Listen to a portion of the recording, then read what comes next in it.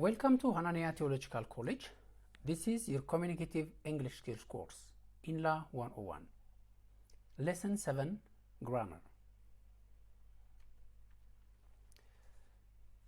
Week 7, Lesson 7. Lesson Understanding English Grammar. In our previous discussion on Lesson 6, we started to learn about English grammar.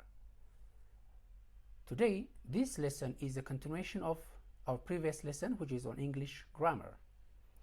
So, if you remember in our previous lesson, we have tried to cover the 4 sections of the English grammar lesson, which includes introduction to English grammar, parts of speech, sentence structure, and verb tenses. Now today, we will be covering the next and the remaining 3 lesson outlines, including subject-verb agreement, punctuation and capitalization, as well as common grammar pitfalls or common grammar mistakes or errors. So before I dive into the new topics, let me revise what we have seen on verb tenses in our previous discussion.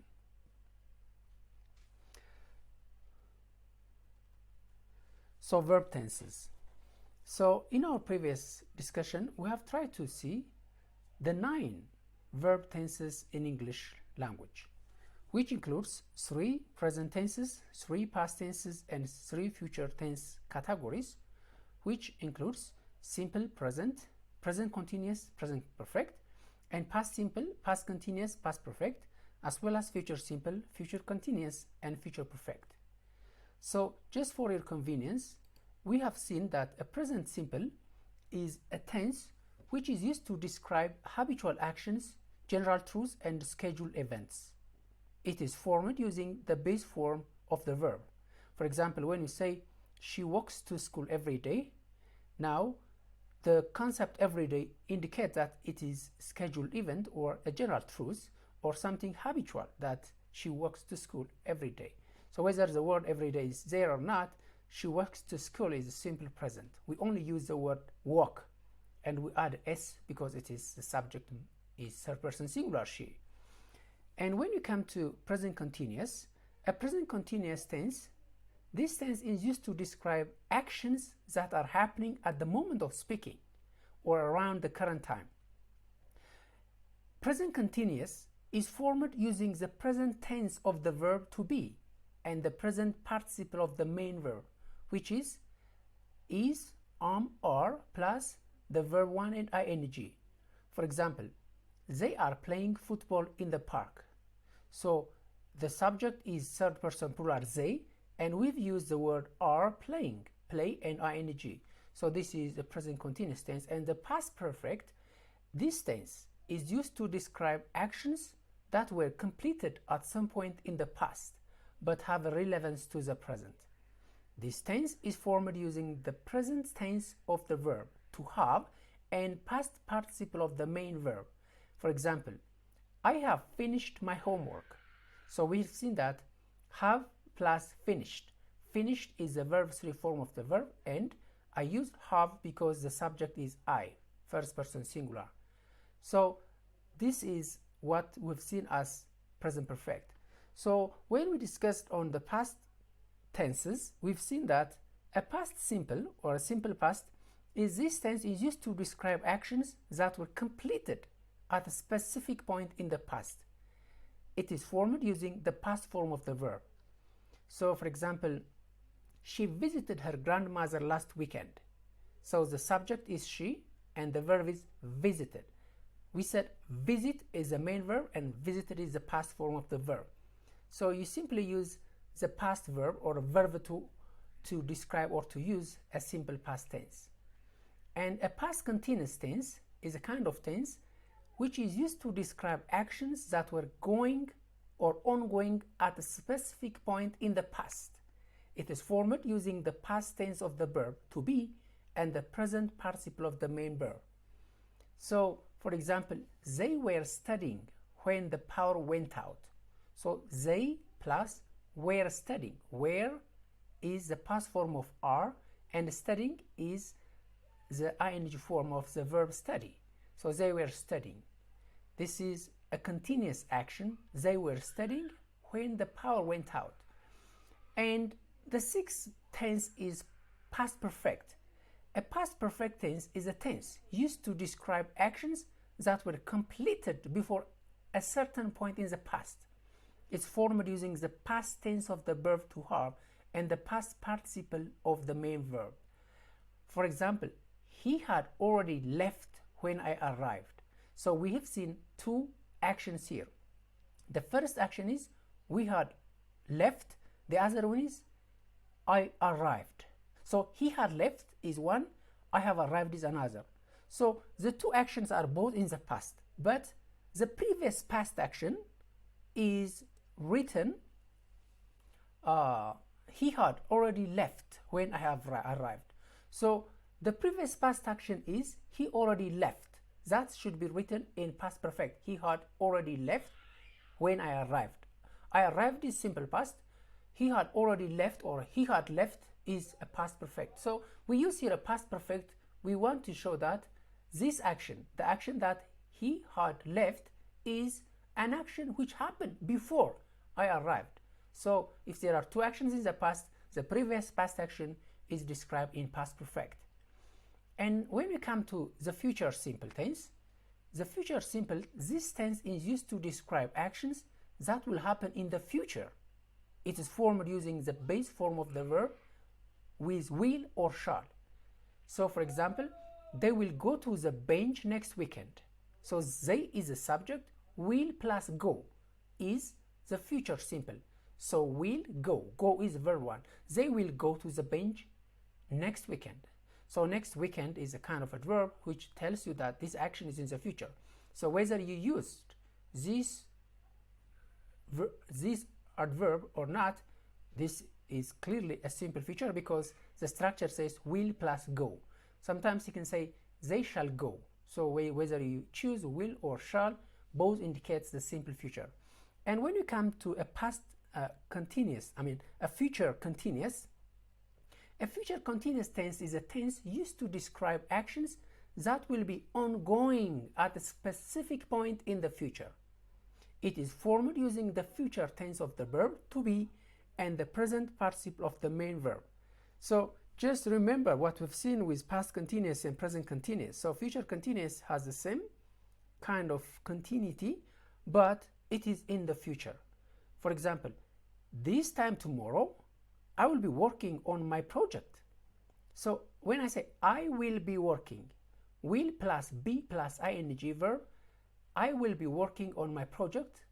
Now this is a future continuous tense. So this time, if you come tomorrow at this time, you will find me just working, keep myself busy at this time. So this time tomorrow I will be working on my project is an example of future continuous tense. And the last one is a future perfect. A future perfect is a tense used to describe actions that will be completed before a certain point in the future.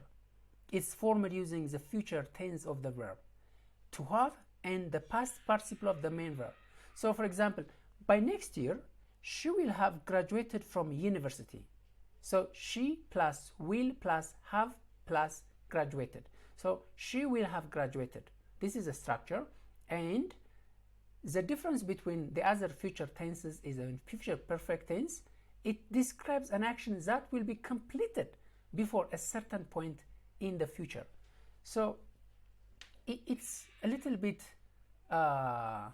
similar with future continuous tense, except that the future continuous tense shows some kind of continuity. But a future perfect tense is something that would be happening in the future, but when you speak, you say that will be completed before a certain point in the future. It is formed using the future tense, to have and past participle of the main verb. So by next year, she will have graduated from university. So these are the tenses, or the summary of tenses we've seen last time. Now let's go directly to our today's lesson, which is on the subject-verb agreement. So another important concept in subject-verb agreement in grammar is the subject-verb agreement. That means we already see what verbs are and parts of speech and all kinds of words in English.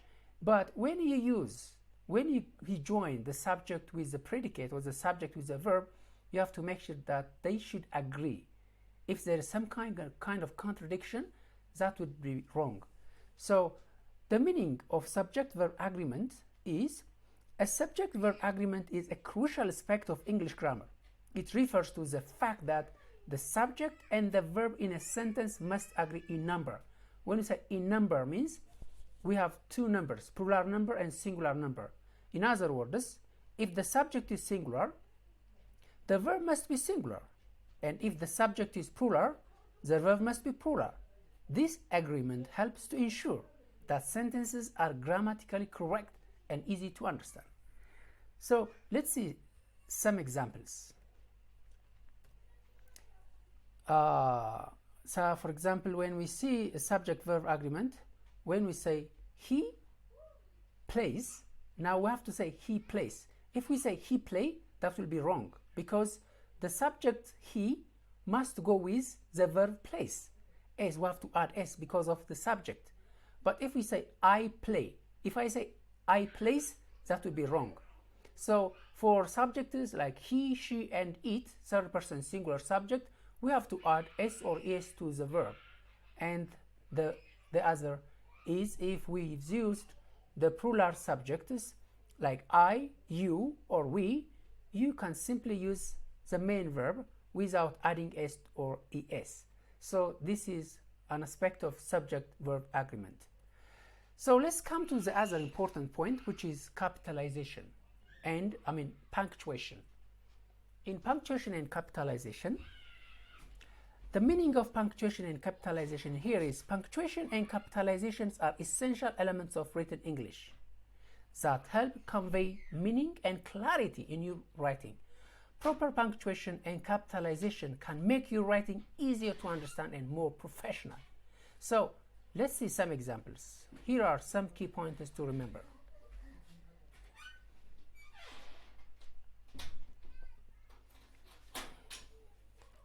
So we have different kinds of punctuations. If you see these punctuation markers, we have exclamatory mark, a full stop, and comma, and a question mark, and apostrophe, and quotation marks. And we have also capitalization and a block letter, capital A and a small a and colon. All these capitalization and punctuations are important elements to communicate efficiently and effectively. So if you miss or misused any of these punctuation markers, the clarity of your sentence will be in question. So this is very important to keep in mind, that every time you write a sentence, you have to make sure that you use a question mark at the end. Every time you make a statement, you have to make sure you use a full stop. Every time you want to exclamate or you want to exaggerate things, and if you read that kind of sentence, you have to use a punctuation mark like this. And when we come to capitalization, remember, every time you start a new sentence, you must use a capital letter or a block letter. But if you are using small letters while you start a new sentence, is wrong, and that's not acceptable in English. And also, when we use nouns, especially proper nouns, you must start with a capital letter. Like for example, when you write the word Ethiopia, you have to make sure that you start the word with capital E, block letter E. Or if you write your own name, that's your proper name, you must start using a capital letter. So anything in your written context or in written sentences or paragraphs or essay, if you are using a small letter while you are trying to indicate a proper nouns, like a proper name of cities or human beings or animals or anything else, you have to make sure that you use a capital letter. And every time after full stop, that means you start a new sentence, and that new sentence should start with a capital letter.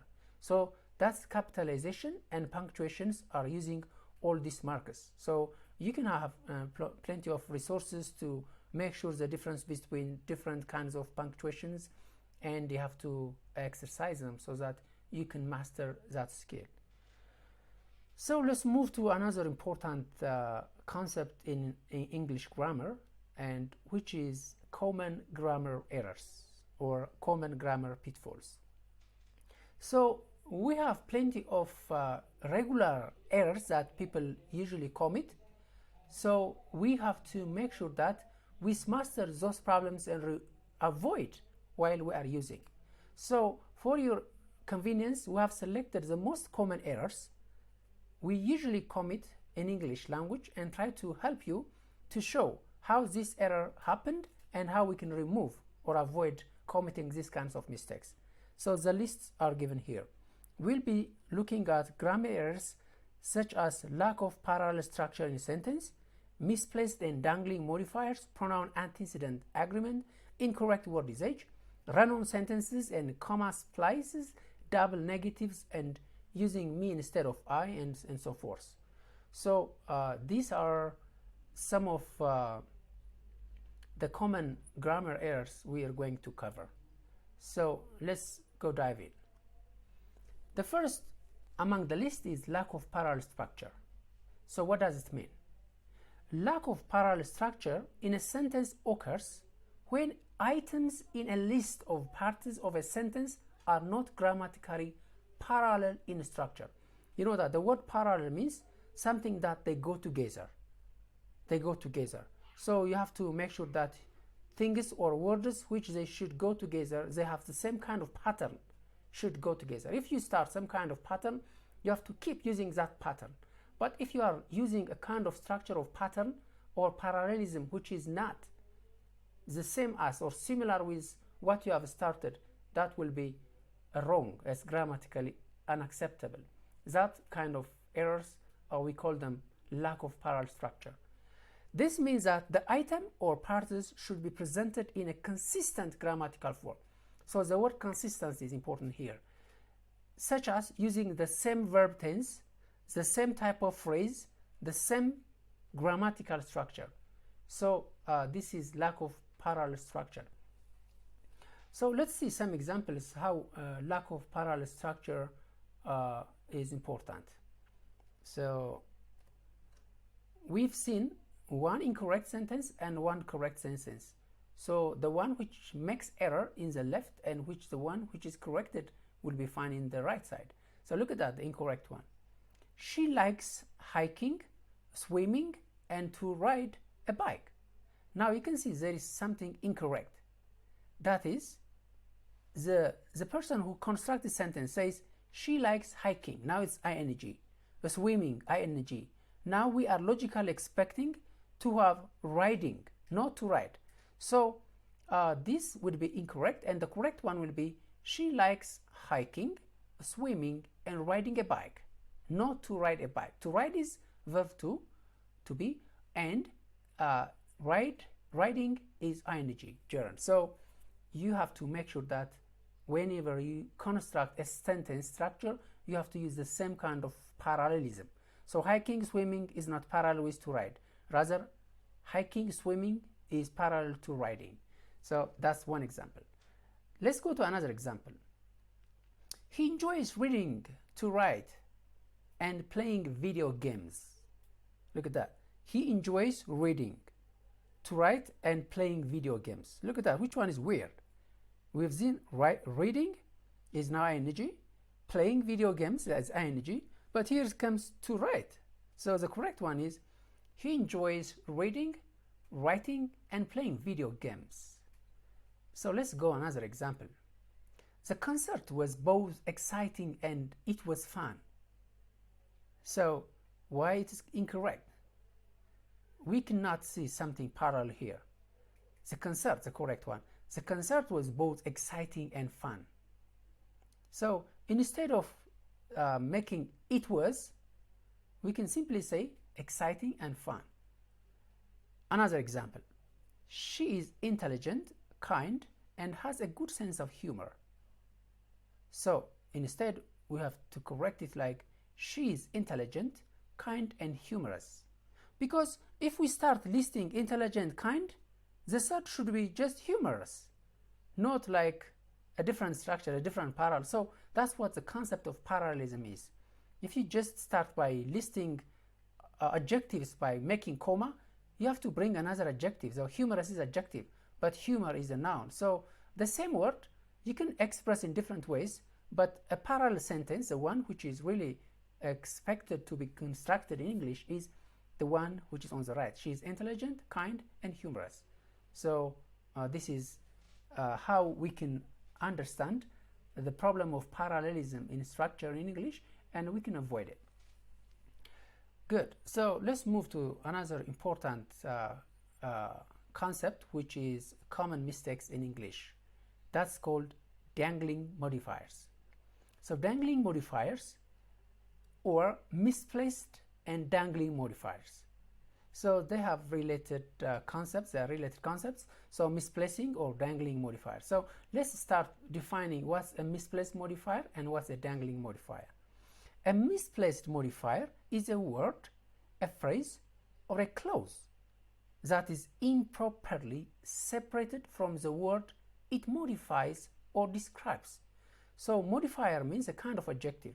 So we can use different adjectives to modify the word or a noun.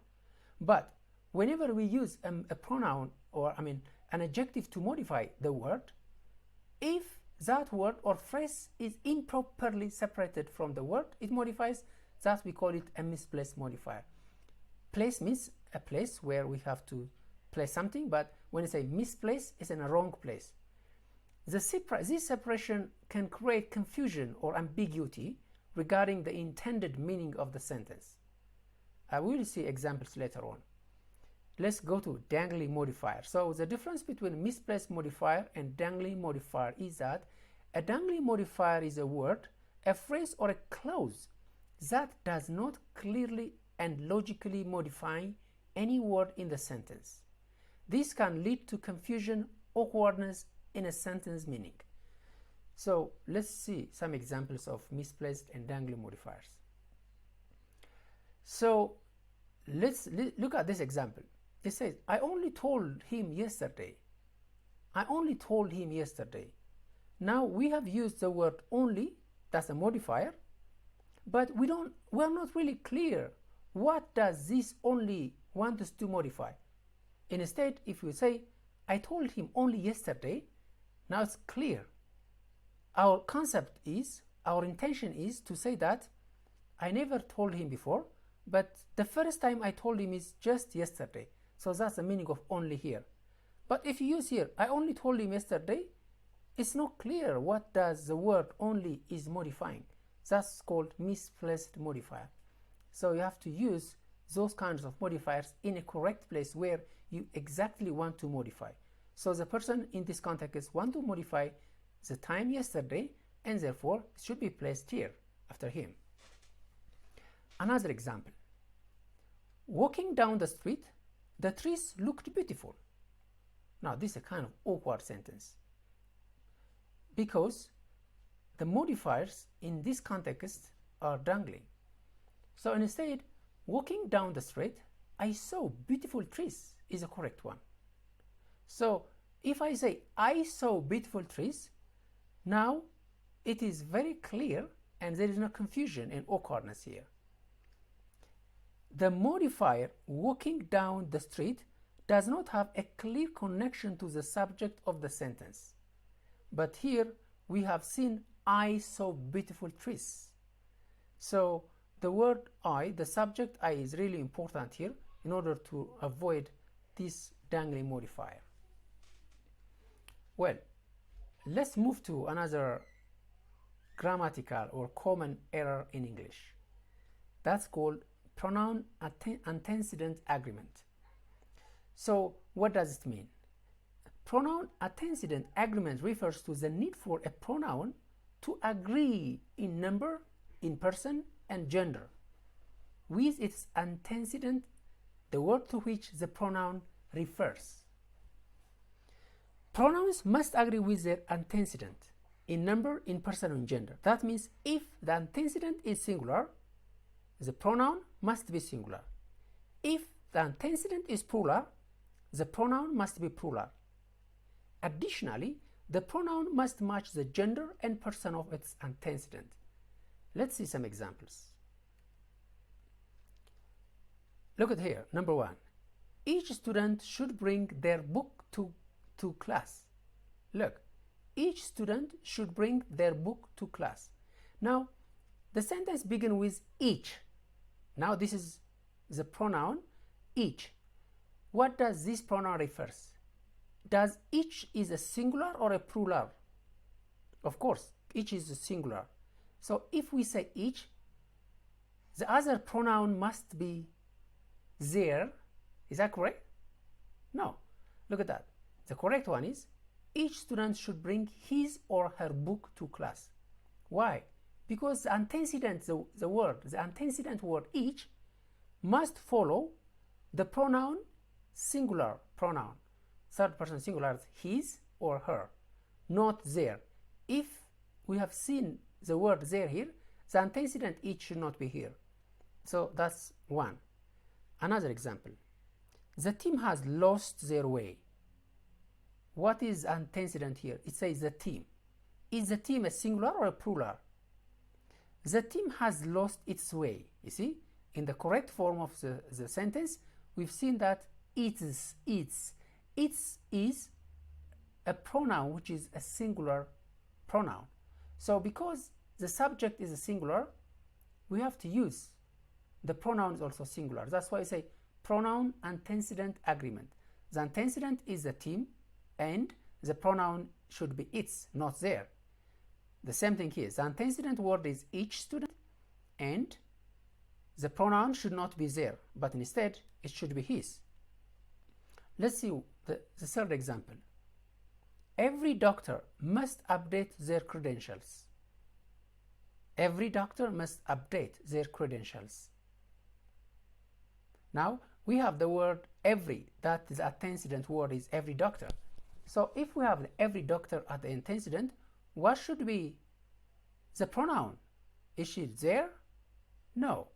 Every doctor must update his or her credentials because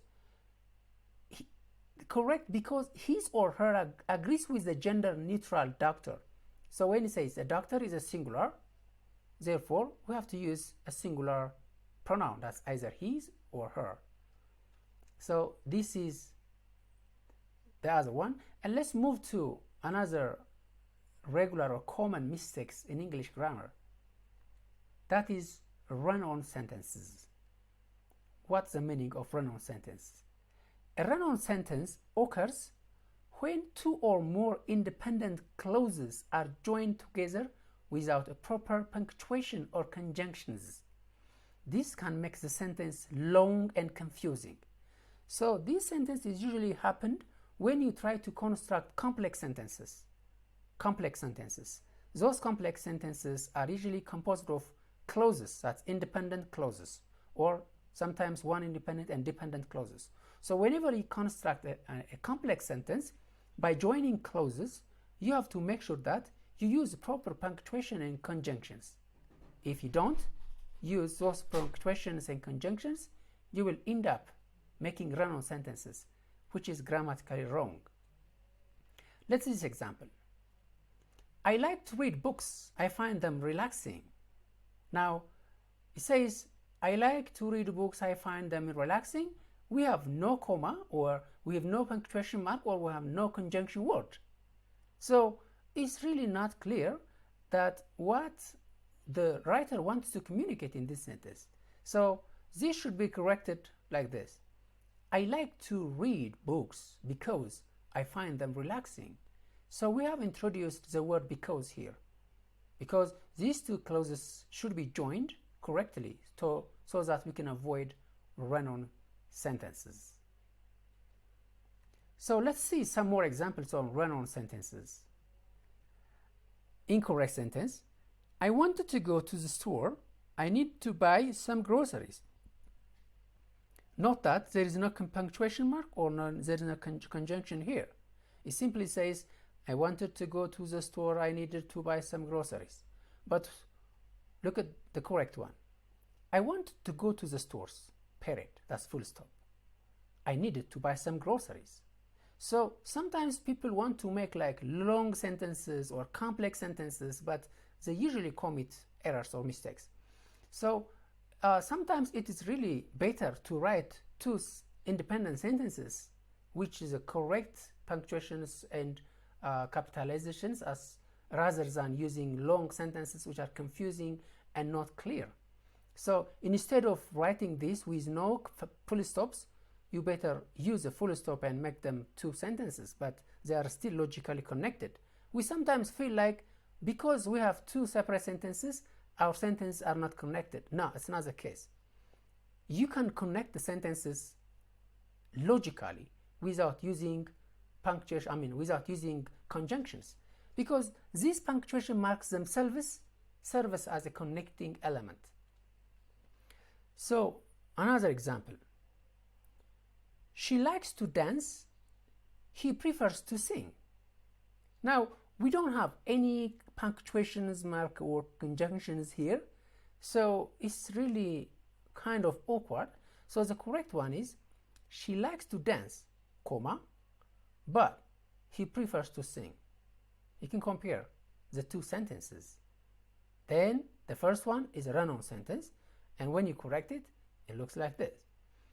Another example: I need to study for my exam, I haven't started yet. Now there's also something missing here. There are two sentences. The first sentence is I need to study for my exam, and the second sentence is I haven't started yet, but there is no connection between them. There is no punctuation, or there is no conjunctions or any kinds of words to make them avoid run-on sentences. But the correct one is here: I need to study for my exam, comma, as I haven't started yet. As means because. Another example: the team celebrated its victory by lifting their coach. Now again there is something missing, and look at the correct one. The team celebrated its victory by lifting its coach. Now look at that. It says by lifting their coach, but here it says its coach. Because the team is a singular subject, we cannot use a pronoun which is plural. Singular should go singular. The team should go to its. Look, it looks like when we say team is a group which composed of more than one person. But that does not mean that that word is a plural word. The word team is a singular word, but that singular word is composed of many members. But that doesn't mean that we have to use a plural pronoun or plural verb for the word team. Unless otherwise we say teams. If it's say team, that's only one and singular. So that's how we can avoid run-on sentences.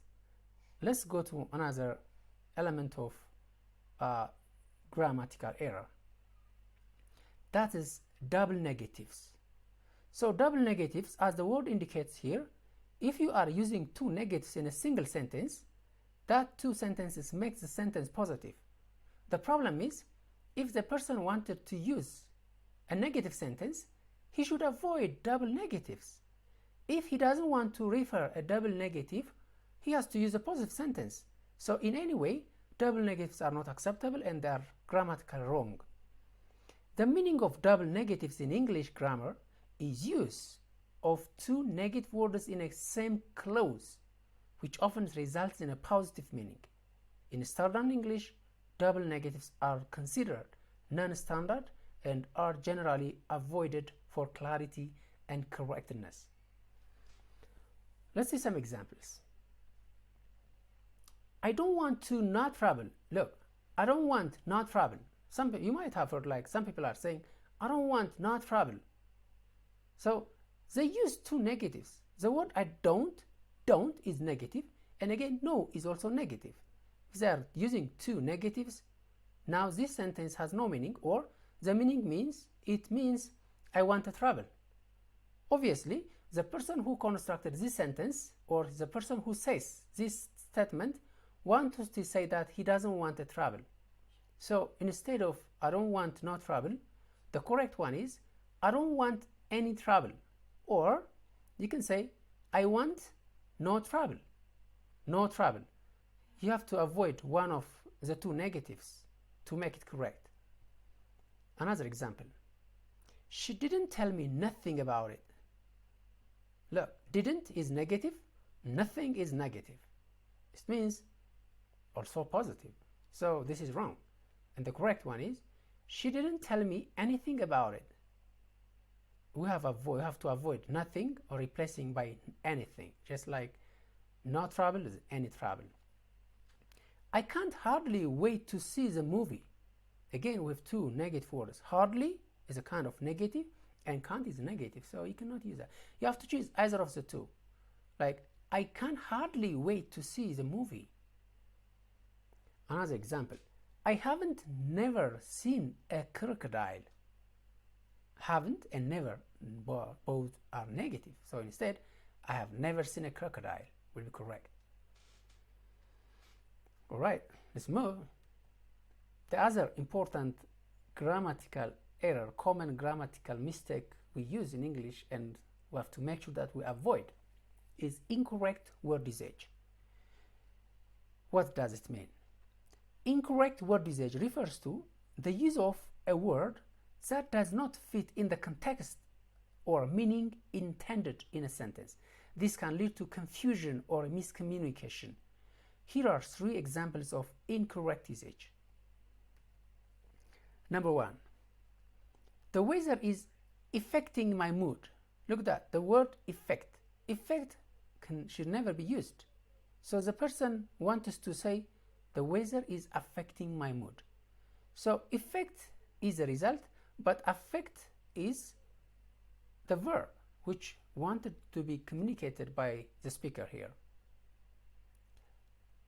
I bought too much clothes at the store. Too much clothes. So there is the incorrect word usage. The word too much or much, the word much is wrong. That's incorrect. So the correct one, I bought too many clothes at the store, because clothes are countable nouns and we have to use the word many instead of much. You use much for things which are not countable. Another, she is allergic to seafood. Now the word seafood is wrong. So seafood should be written like she is allergic to seafood as a one word. Not sea, but seafood. So if you write like sea and food separately, it doesn't mean the same thing as seafood when they are written in the same way.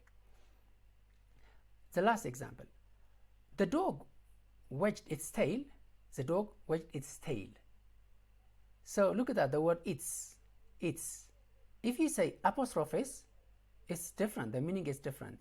So if you want to refer the pronoun it's, you have to use without apostrophe. So this is how you have to avoid incorrect word usage, so that to make your English grammatically correct. Now, so far we've seen some of the most important grammatical errors or common errors in English grammar, and there are of course many, but these are the most important and the common one. So I hope that you will be using different resources to improve your English grammar and to avoid these kinds of common mistakes. So this will bring us the end of our grammar lesson, and you will be given activities attached with this video. These activities are subject verb agreement, punctuation and capitalization, and common errors. So I hope I will be spending enough time to master these skills, and this will bring us end of our today's lesson. And thank you so much. If you have any questions, as usual, you can contact us with one of our contacts lists. And thank you so much. Good night.